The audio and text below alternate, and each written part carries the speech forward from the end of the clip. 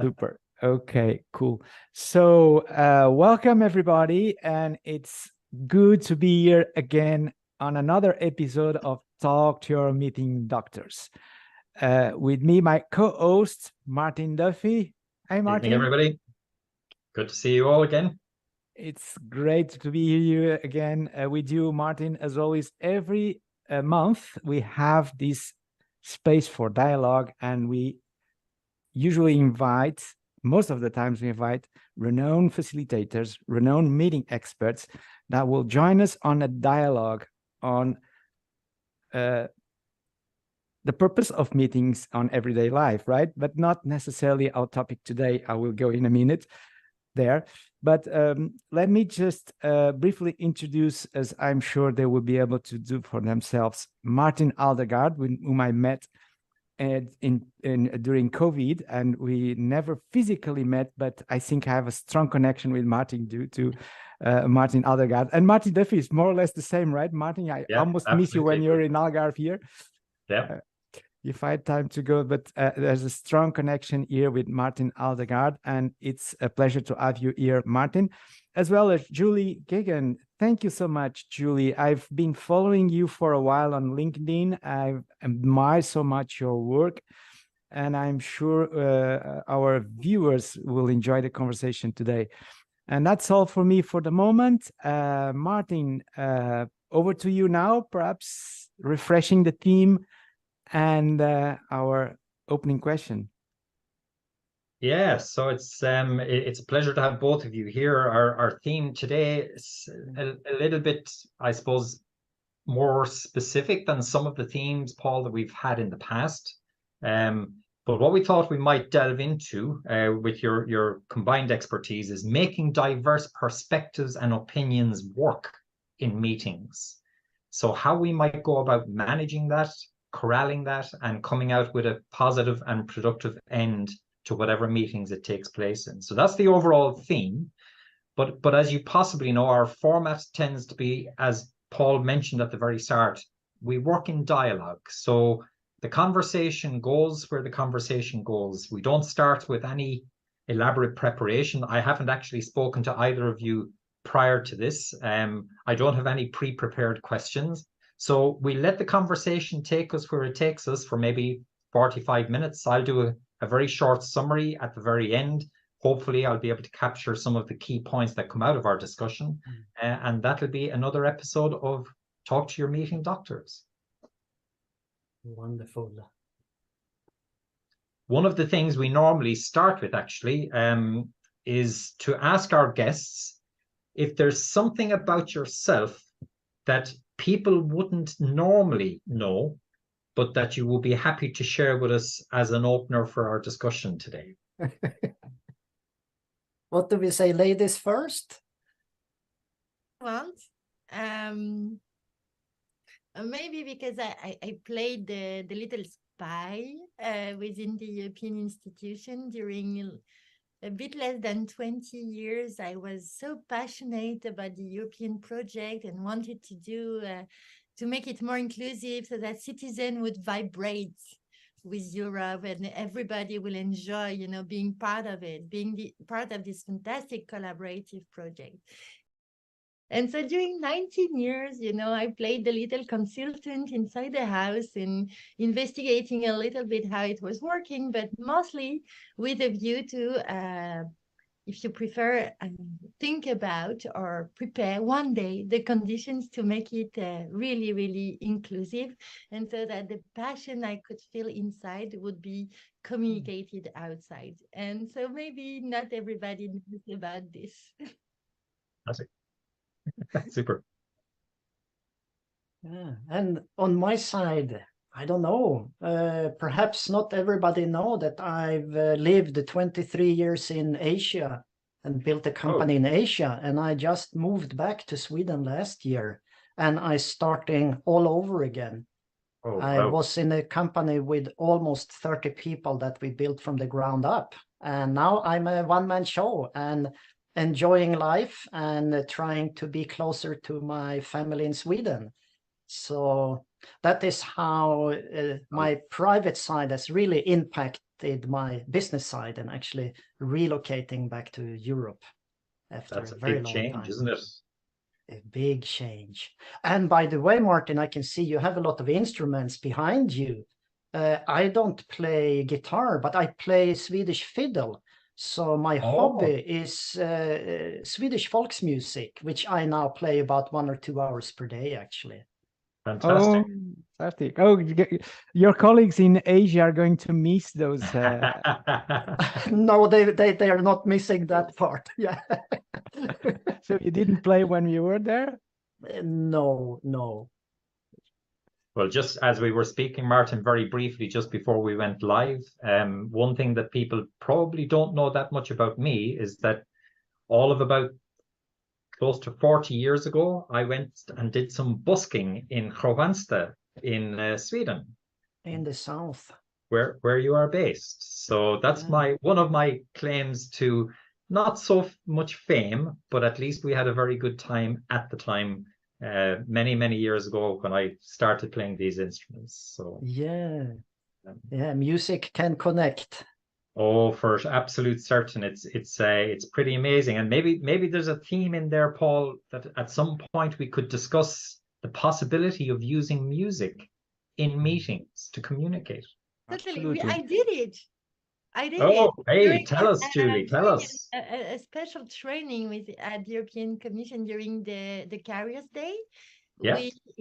We invited a team, I think it was from Austria, and to make people understand, the dynamics of teamwork and how you can, move from, towards emergent collaboration. We used music, but with our hands, or, clapping or singing. Cool. Everybody was, allowed to do what they wanted. And this experience was amazing. We learned so much, we learned so many insights from this. Definitely. I can also share here, Martin, and I'm sure this will connect with our team eventually. Yeah. That's when I did a facilitation training in Barcelona, we were all in this very old rural resort, and the resort had a small chapel, and this was a very, very old chapel, but full of, mystic environment there in all this scenario. And after dinner, the participants, we challenge our trainers to say, let's do an improv on the chapel. So we all went there, and with our own voices, we start to improvise something that was the most amazing experience in my life. And it all brings us to a level of connection that I was never seen before. Wow. And then it impacted on the training the following day a lot. I can imagine. Wow. But does that segue us into perspectives and opinions and how to bring diversity into a meeting? Is that a theme that Julie, obviously you've used this. Did it have an impact on bringing in diversity and opinion and managing that in the meeting context? I think diversity unites us, and it was very apparent during this event that we all try to align to a sort of collective tone. And also during this moment, what was also very clear is that we strive in diversity in a sense that everybody wanted to bring his own self into this event. Around music. So it's very important that when we think about inclusivity in meetings, we think about diversity unites us, and unity is also our diversity. And the individual finds its own singularity, unicity in the collective, and the collective also is a combination of all these beautiful human beings around the table. So how can you make, this more visible during a meeting so that everybody feel that they belong to the group, that they belong to this this collective tone, if you prefer, but at the same time that they believe that what they can bring to the meeting is also very rich, and that we are all experts. We are all experts in nature. So we can all be expert in a meeting. And I think this is very beautiful when you can have this collective dance and also make the individual emerge in its own singularity during the meeting. Yeah, Martin, your experience of that? This resonates so strongly. There is no contradiction between diversity and difference of opinion and harmony and unity. We don't need to see it, and that is so much what I like what you just said.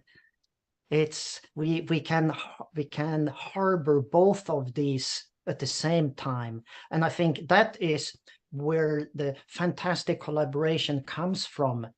When we have something that brings us together. It could be music, it could be a goal, it could be a company vision, it could be a task. If something brings us together and we trust each other that we all want to achieve the same, we have the same goal in mind, we have the same passion, and then we feel free to bring our uniqueness to that. And everybody can come in with different ideas, and they can come in, if you use the music analogy, right? Everybody can play their own version or dance how they want, because there is something bigger that brings us still together, right? And I'm playing a lot of music for dancing. So we play music and people dance. And this is exactly like a meeting. And when I facilitate workshops, it's the same, it's like a dance. We're all there in the room with the same purpose. Like when we play music and dancing, it's for having fun, it's for socializing, it's for learning together, for instance, a certain dance, or just having fun. In a meeting, we still have this unity. We're in the room for the same purpose. And then we can all express our freedom within that context. And I think that analogy with music and the experience you shared, Julie, from I totally resonates with me. It's very interesting, Martin, if I may add just very quickly, because you Yes. said we have the same purpose, but actually this purpose can be very fuzzy, and it's even better if it is, and we really adapt. And this is also how the uniqueness of people can really, show its power. Is that the group purpose adapts to the singular music in the room. And I think it's even better. Yeah.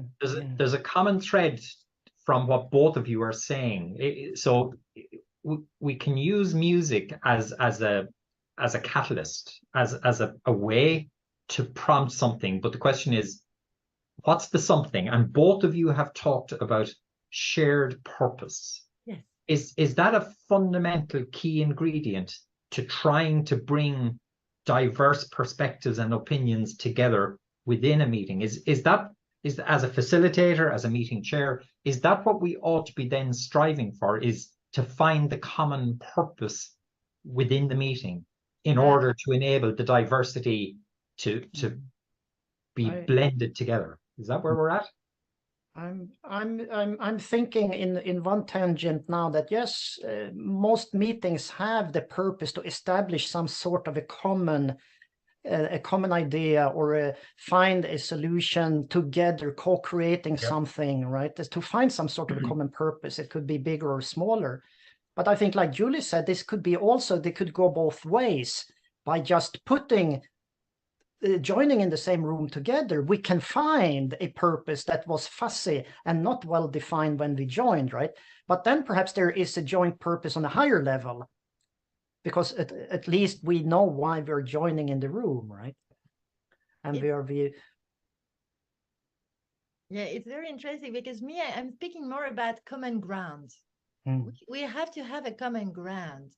So when you start the meeting, it's very useful, or even better if it's before the meeting, because I think we should be much more serious, in how we handle meeting. It's a very serious thing. We spend such a huge amount of time in meetings. So I think we should be very caring when we prepare meetings, because we should be caring about the time that people will spend in this meeting. It's time that we take from them, from their lives. And I think we are not always very caring. But so I like to speak about common ground, so that we agree on a kind of framework, and the framework will allow the little fishes to enjoy the experience like, you know, And same Julie, meaning when you speak as about the- common ground, do you mean we should, are you talking about the way in which the meeting is run, or are you talking about the content of the conversation that's taking place during the meeting? So the common ground is why we're, you know, having this meeting. Do we agree that we should have this meeting, that this you know, this tool is the right one for what we want to achieve? And so it's really making sure that there is an agreement around the table on the, you know, the way we will achieve our goal, whether it's a fuzzy goal or whether it's a very clear goal. But I think that it's very important that we take much more care when we gather people around the table, much more care about why we gather them, and also once they are here, how we will do it. Definitely. So that their presence is obviously important. Because how many meetings, you know, we go to and you have the leader speaking alone during 2 hours. He has so many feedbacks that tell him that nobody gives him about what he says. Because you have people, you know, like this, or on the telephone, or watching the clock. I mean, it's so obvious. And the guy is still speaking. And you're like, and wow. that's a common theme, actually. That's a very common theme that has come up over many of our conversations, Paul, over the last 2.5 years at this stage now, that singular, why are we meeting, is, if we don't have an answer to that before we start, there's a very, very good chance that we're going to blow all of the time and get nothing productive. But so let's assume that we establish that at the outset. We get clarity, we define our purpose. So now, to bring diversity, even if we have common purpose, we may well find ourselves with you pointing south and me pointing north on a particular theme or topic. So our challenge then is, how do we bridge those gaps in a meeting context, in a meeting setting? This is, to me, is super interesting, because we want those diverse opinions and perspectives to be there, right? But I think something that is important to do is to establish a common language or a context or a big picture view. Because if we start to talk, let's say we're in a problem-solving meeting, and people just start to bombarding their different opinions on what's the best way forward, right? That's so easy that we speak across each other, or it doesn't touch. Sometimes we use the same words, but we understand different things inside, right? But in meetings, how can we let people discover together what are we talking about, and put the pieces of a jigsaw together? Aha, okay, you are coming from this perspective. I see your point now. I was talking from this perspective. And this is, for instance, why visual facilitation is so popular, right? Because we can visualize different ideas. And in my work, I'm using a lot of this big poster and tabletop material that we prepare before important meetings. For instance, it could be customer feedback. It could be a timeline of the industry development. It could be a picture of the whole value chain. So when people with different opinions clash, they can sort of say, I'm talking about this. And we can point at the same place on the map. I was talking about that. And then suddenly we open up to because we still understand, it's not like we're contradicting each other. We might have been talking about different parts of the problem. And that's for me, a very effective way to at least start. Yeah. We all know about the metaphor of the elephant, you know that. And everybody's looking at the point. I like this image here. But apologize to disrupt this a little bit today, Martin. This is perhaps not what you expected, but let me bring here something to you, dear guest speakers, Martin and Julie, because we all talked about making sure that different perspectives are aligned in a meeting, and this metaphor of the elephant, that I'm looking at a piece of the whole, and I'm not seeing the whole, so that's a challenge for facilitators. But since we started the conversation, I start to realize that before even we get to that stage, if I'm in an organization and my boss is the one who owns my time and he says, you are booked to that meeting, go. And he says to all of you, you are booked to that meeting, go. So how would that make me be willing to even share anything with my other colleagues in that meeting? So question to you is, isn't there a prerequisite before we start combining different perspectives about the whole person be in the meeting versus a slave being called to that moment in the life of the organization? If you are called to a meeting, and it's mandatory, your presence is mandatory, it's clear from the start that diversity won't be valued in this meeting. So you just go there and do your stuff in your brain and dream about your next holidays. I mean, it's clear that, whether you're here or not so important. So in this case, for sure, you don't need a real strategy. I mean, apart from being able to dream during the day, But if I want to answer maybe the question of Martin before about, how do you make this diversity emerge during the meeting? And I did a lot of very difficult meetings during the COVID crisis within the European Commission. We had sessions about the vaccines or, stuff that were a bit, polarizing at that time. What I learned from these events is that to make emerge the diversity within a room, you have to work on two things: the invisible forces and the invisible links. The forces, you transform them, you use them, you recycle them. The forces, for instance, and I'm sorry, I have also animals with me. So the forces, this is what you use, you recycle, you transform. This could be the fears that you find in the room. You have to work on them. And the other part on which you need to build is the links. So the invisible links. And why it's important that you look at everything that is invisible, because it's the culture. It's the culture of your meeting. It's so the forces and the links will be the culture. And what do you do with the links? You cultivate them. You value them. You're like a gardener during the meeting, and you try to make them grow. So if you have someone, for instance, that is a bit fearful about the vaccines, what you do is you try to transform the forces and you cultivate the link. And it's very important that you don't censor the person from the start, because there's a lot that needs to emerge. And if you manage it well, then you will have at the end of the meeting an experience where everybody will have shared their different views, and it will have been very rich because you will have been able to look below the surface at the culture, and you will have also transformed the group and the individual. And you will have created these links, that will bring probably further diversity in the room if you invite them again. So what is important is that you really focus on that part. For me, it's the most important part to make the diversity emerge. Julie, can I ask, with links, can I understand that as relationships, the connection between people, right? Then I think it resonates, because when we're talking about meetings, it's about conversation, it's about dialogue, right? And conversation is all about the connection, the relationship with people. And even if I have leaders in the leadership team in a meeting, typically they all have connections already. They have their conversations patterns developed. But if I come into a room and I have participants like Paul introduced, they have been sent there, I can feel, right, they are all there like individuals.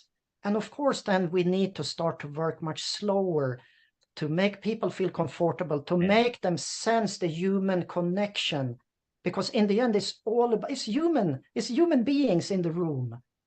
And when you use the word links, I think I can see in front of me the different connection. In the beginning, perhaps you have two people knowing each other and they start to chat, and then there's 10 other people they have never met, and then two more start to chat, and then perhaps before lunch you get the connections to go all across the room, right? Everybody can talk and have a connection, and I think then we start to have in those connections, that is where we get new ideas, new conversations, like the synergy, you know, my idea plus your perspective becomes a third one and picked up by another guy, right? And then suddenly we have this energy in the room that was not there. And listening to you, you know why I speak about links instead of another word is because in collaboration you have a double L, the word, and it means a double links for me. It means you have to work on the links. And why you have to work on the links? Because what we say is that collaboration is 1 + 1 = 3, even the infinite.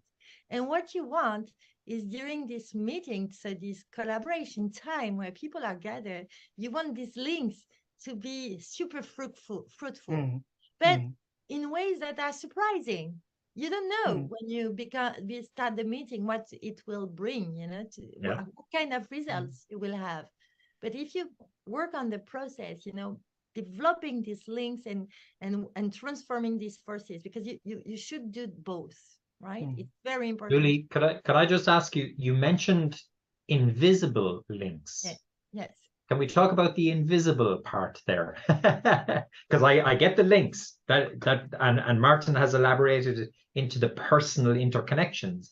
But can you just elaborate yourself on the invisible part of that? Yes. You know, what we say is that communication is 7% verbal and 93% non-verbal, to summarize, which means that if you only pay attention to the verbal, you miss 93% of the message. It's a huge loss if your purpose is to have a fruitful meeting, is to, you know, to have a transformative experience for the group or the individual.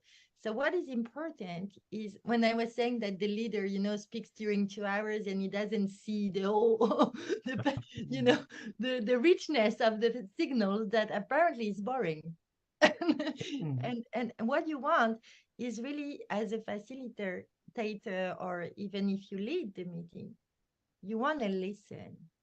You want to listen and give the opportunity for people to express their own selves through their content, through their message, their verbal message, but also, you know, everything they show. You want to listen to everything they are and they show and what they want to say to you. And if you really pay attention, then you will be able to capture the whole power, if you prefer, of the person within the room. And it's very important to have tactics, and this is where meta collaboration, that is the whole framework, if you prefer, that I created following my 20 years of experience in the European project, on how, you know, collaboration needs to work, because I think we need a sophisticated manner to do collaboration nowadays. And when I say we need to look at the invisible first, we shouldn't only focus on, you know, the collective intelligence that is shared in the room, but also the heart, you know, what I call the meta heart. So what is happening from the heart? What is happening also from the hands? You know, and how you allow that diversity to emerge through different kinds of activities. And this is what I call also having these listening activities, where you let emerge the different ingredients of the meta collaboration framework, so that at the end of the meeting, you have everything.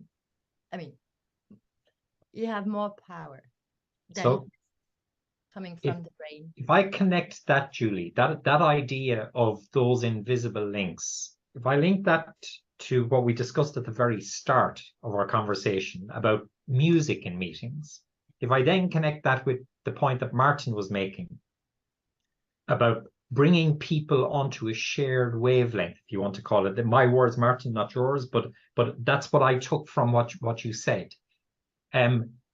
Does that mean, in your collective opinions, do we need to start meetings with some form of warm-up exercises rather than diving straight in? Is there something in the methodology of managing meetings where we actually need to spend a set amount of time, or even a good amount of time, building, well, unearthing those invisible links, sharing our passions for music or poetry or literature or culture or whatever. Is that something then that we need to imbue into our meetings as a matter of process? I think as we need to look at if we know the status of the team that is meeting, and if they have met before, how well they know each other. Yeah. I think we can do something. It might be something very short, something just to let everybody individually reflect, where am I, what will I bring to this meeting, or just this pause and reflect a little bit, what attitude do I want to bring into this meeting. And so I think it all depends, but I think I'm an engineer, you know, I was hating icebreakers. I wanted to get straight to the point in meetings, and I mean, what is this? Taking time to talk about what your favorite color or this two truth and one lie, whatever. But what I learned now as a facilitator, icebreaking can take many shapes. Yeah. And as long as we don't apply one recipe and say, you know, we got to have 5 minutes or 15 minutes so-called ice breaking in every meeting, then I'm totally fine with this. I think we need the right type of ice breaking, the right type of connection building in the beginning, depending on the situation, of course. And I want to, yeah. I want to link back with Julie when she talked about linking, and I'm thinking this connection, right? And now I use the connection building, right? We needed at the start of the successful meeting people to make this connection and feel this connection between each other before we dive into the meat of the. Yeah, in my framework I call it meaning fun. I like to have my framework is I mean, coming from 20 years of research, so it should be very sophisticated, but I wanted it to be very simple so that it's very easy to implement it and make all collaboration projects much more powerful. And even at global level, that's the purpose of the journey I'm leading at the moment. But what I want to say is that what it needs to be meaning fun. Not meaningful, but meaning fun. You need to create, if you want to transform the culture with these invisible links we mentioned, we need to have fun. It's very important. But at the same time, it needs to be meaningful. Because as you were saying, Martin, we don't want to waste our time again. We want it to be meaningful. We want to understand why we have this icebreaker.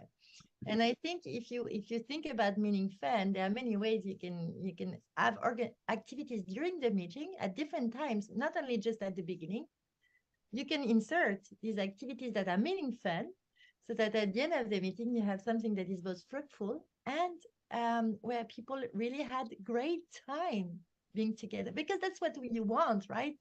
To have people happy and wanting to come back to the meeting that you organize. And I'm having this picture in my head when I'm thinking about meetings. I'm thinking about the meeting. I went into the meeting, you know, and the whole room is quiet and silence. Or you're sitting in the meeting room waiting, and then suddenly your boss or somebody walks in, and all the energy is just drained out. You know, everyone's face is going white, and the other type of meeting room, you can walk inside the meeting room and people are smiling. There's energy. Perhaps it might not be a fun meeting. There might be a serious problem, but there is energy. There's willingness. There is good intention. There is trust. There is support. You can touch it in the air. And these two meeting rooms, the strange thing is they can happen on the same floor. They can be neighboring meeting rooms. And the one meeting room is warm, and one meeting room is ice cold. And then at the end of the meeting, you have the leader from the cold meeting saying, "It was an excellent meeting. What happened at the end?" Nothing, stagnation, total stagnation. But in the other meeting, you have so much innovation. You have so much outcomes, you know, and people, because when you start a meeting, what you want and you should have in mind is the follow-up culture. You know, we have a meeting, we have all these beautiful ideas, sharing, etc. But what happens after the meeting?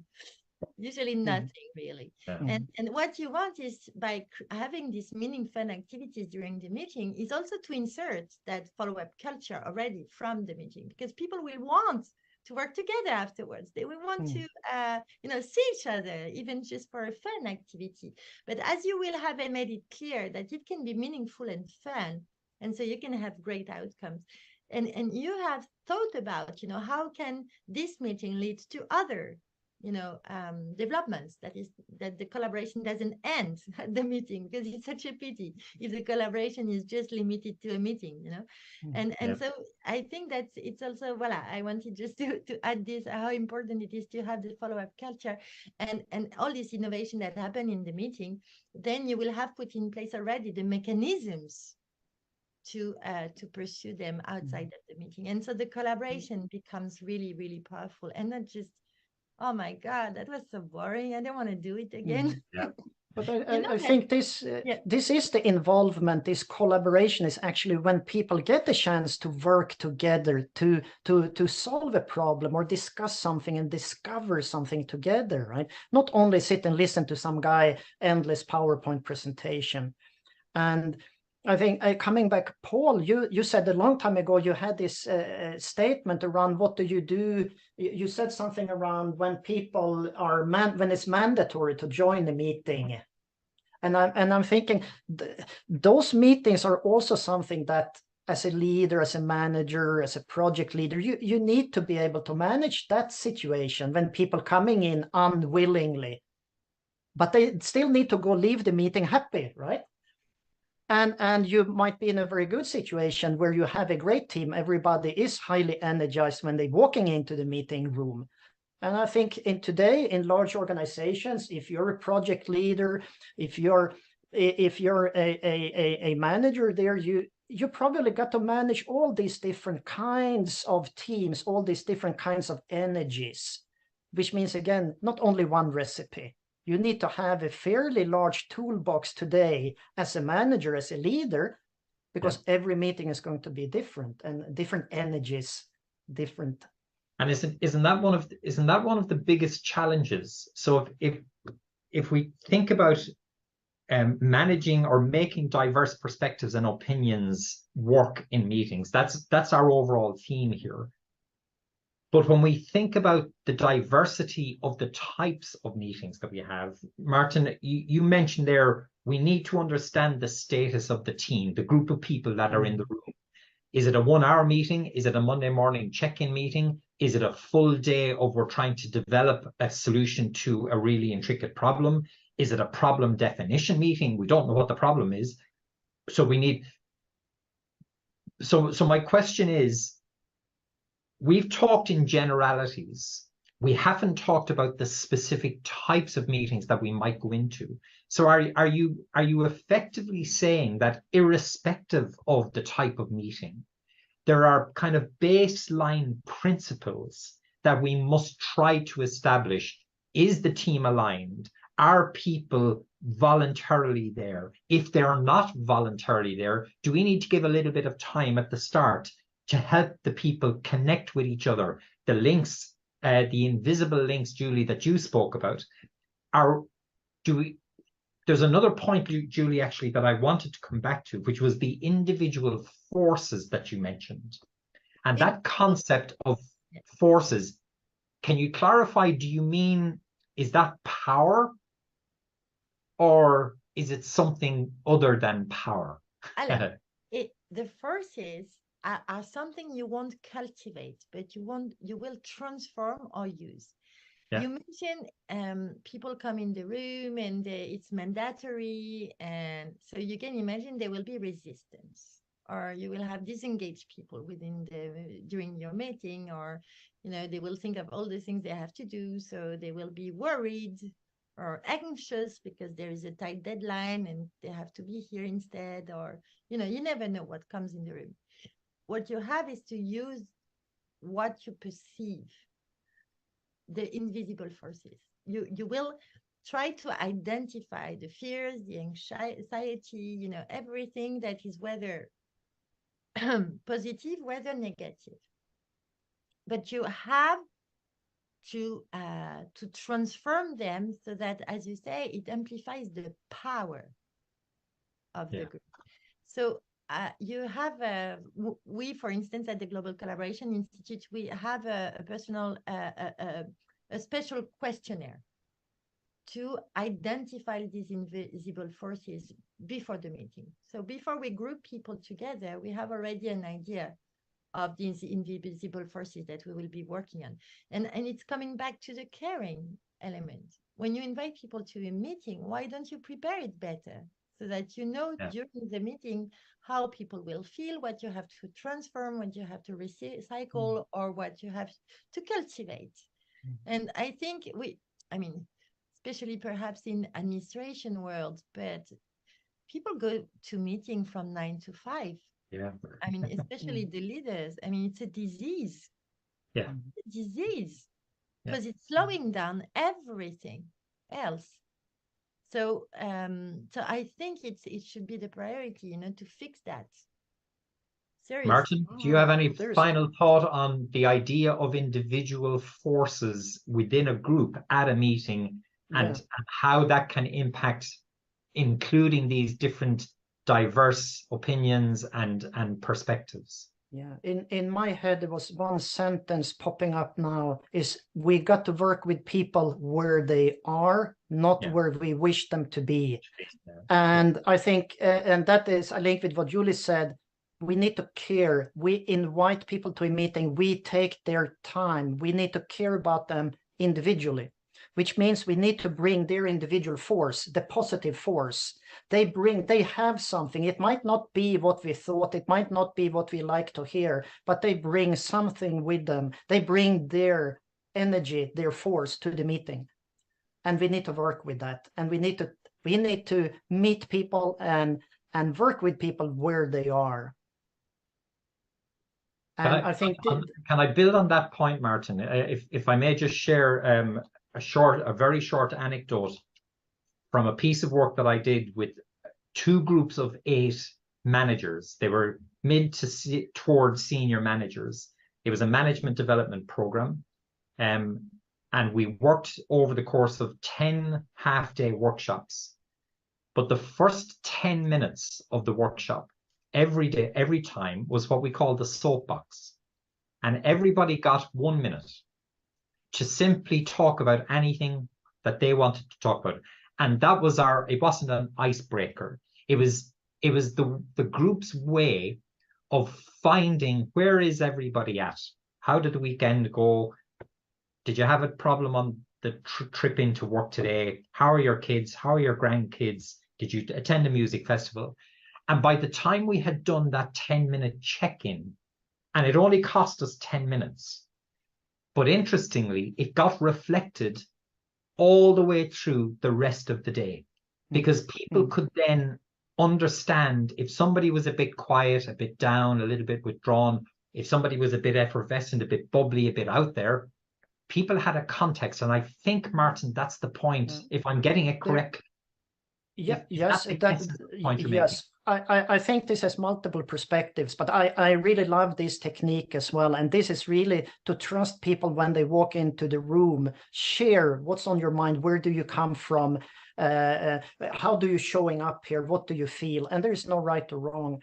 But I think it's as a meeting facilitator, as a leader, it starts with what Julie said, this fundamental care about each participant as a human being coming in and wanting to understand. And that could be part of the preparation, or it's only the attitude I have as a facilitator, as a leader during the meeting. And I meet so many bad managers in the past that it's all about them. It's all about what they want to communicate. It's all about the decision that they wish the meeting will do, and that they are going to drive it until they get what they want out of the meeting. And it's really not human at all. And it's like trying to treat people like machines rather than trying to fundamentally view each other as human beings and care. The second thing I wanted to add to that is, I think it's is also about not only about what the leader of a meeting can do, it's what I can do as a participant of a meeting, right? If I get asked to join a meeting, which happens so many times, right, I can also be proactive and think, how can I contribute in the best possible way? Not only show up like a dead head and waiting for things to happen, right? I think it's important when we work with manager development, with culture, that people also understand, how can I participate in a meeting if conditions are not optimum, right? But let me just challenge you here, Martin, and apologize, Martin, to stepping in, because normally you drive absolutely, all the Paul. conversation. But this is amazing to have these two colleagues here and sharing this expertise that they absolutely have. Martin and Julie, because I'm challenging you here a little bit, Martin, and I would like to hear your views as well. And here's Julie, because when you say I've met bad managers, I mean, shouldn't we avoid to evaluate people on bad or good? I think I would like to say different managers. Yeah, right? yeah, it's a fair point. I got a little bit carried away. I agree with you. Yeah, because let's also try to empathize with the bad manager. You know, the guy who just called on the phone. You go to the meeting. You come here, and treating everybody as slaves. Right? Let's also empathize with that person. Not necessarily call it bad. Now, obviously, we have to think on the consequences of these. And you've just mentioned that there's perhaps a connection here between the type of leadership and even organizational culture you have. And we already talked about it, Martin, in other episodes. Yeah. And the results and the outcomes of your meeting. And I would like to try to understand, Martin, Julie, from your perspective, and taking in advantage that we want to accommodate different, perspectives in a meeting, is how important is leadership and culture in your perspective to accommodate this? Yeah, maybe I can just jump in here, Martin, if you don't mind, because again, I come back to the invisible links, but it's so obvious, Paul, that what you brought was a touch of culture and invisible link that is so powerful. When you say we shouldn't say badly manager, I think it's very important when you organize a meeting that you think carefully about the language that you use and how you model, in a way, the behaviors you want to see in the room. And if you want participation, obviously, it's easier if you appear very inclusive and not judgmental and open. And and we say, for instance, someone that speaks more than 40 seconds is narcissistic. So you try to, if you open the meeting, you try to stop at 40 seconds. And then you open the room, but in your language, you show that you're inclusive, yet you are not judgmental, like you've just done, Paul. And then people will ideally, through this invisible link, so the culture that you set up, do the same and repeat the same behaviors. And the more you will do it, the more it will be grounded, in the behaviors of the group. So it's very important that you think carefully about the model you can play in the room. So yes, it's the leadership and the culture. I think it's all. It's there. You can apply any process or any tactics or any new icebreaker exercise that you found, but without the leadership and the culture, it doesn't fly. And I think that more and more leaders become aware when I'm doing leadership development programs. A lot of questions is actually around how to engage, how to involve, how to build trust in meetings, right? And in most of the meetings that I participate as a facilitator is obviously it's like problem-solving meetings, strategy meetings, when a diverse group of people need to try to find common ground. But I think also in my early days as an engineer, I was attending all these endless meetings, and there were 30 people in the room, and perhaps there were 5 people talking. And this sets the whole idea about how can we use the time of everybody? How can we split up meetings into smaller groups? How can we make it interactive? Or how can we, even in a short meeting, we can divide it up into smaller conversation with a brief back, etc. There are so many ways to make sure all voices are heard. and that there is the equal voice in the room. But yeah, sorry. No, it's so interesting because you mentioned trust, and I think trust is so overestimated in a way as an issue. You know, during meetings, during collaboration, everybody's talked about trust. But if you think about it, if you have self-trust, then naturally you will have trust. And self-trust means that people don't have to speak during hours to be validated. If everybody is in the room has self-trust, naturally you will have trust. You know, it's so linked. So how can you make sure that people have this self-trust? It means how can they be safe with you? And this is also, you mentioned, you know, do we need a shared purpose? And I say we need a common ground. And the common ground is those little rules that are set from the beginning or even before the meeting, and that make sure that people will feel safe being the little fishes that swim everywhere. So what you want to make sure is that people are having this self-confidence, and then there will be trust. Absolutely.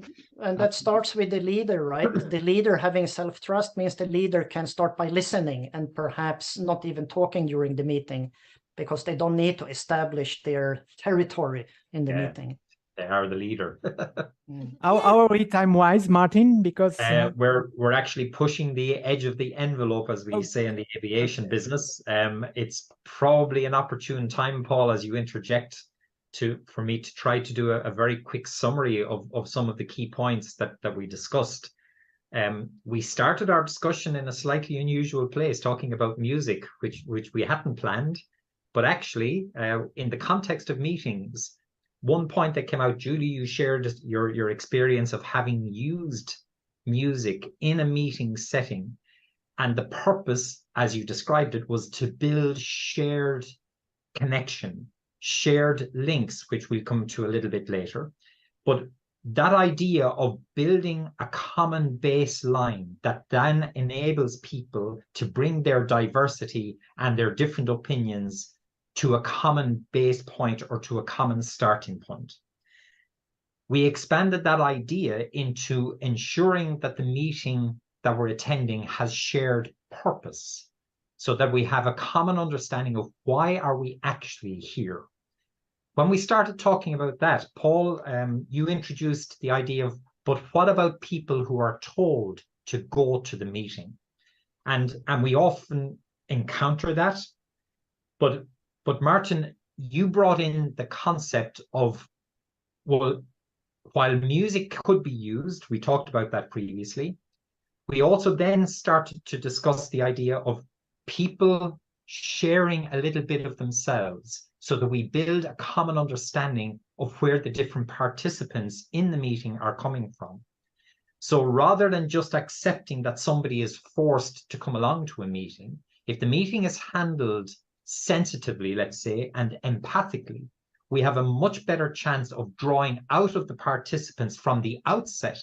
Why are they here? What is it that they hope to take away? What is it that they may be able to contribute? By establishing this baseline, we then build a really strong platform on which diversity of perspectives and backgrounds can now be levered to be brought into the conversation. It was at that point in our conversation, Julie, where you introduced two really interesting concepts. So the individual forces that are present, and that's, Martin, you characterize that as there's a kind of a feel or there's a vibe that you get from the group. So managing those individual forces in combination with, Julie, what you talked about as the invisible links. So drawing out of the group, what are the common points of connection? Both of those perhaps become part of what is the underlying culture that the organization has set for its meetings to take place. Martin, you then made a point about understanding the status of the team or group that we're working with is obviously critically important.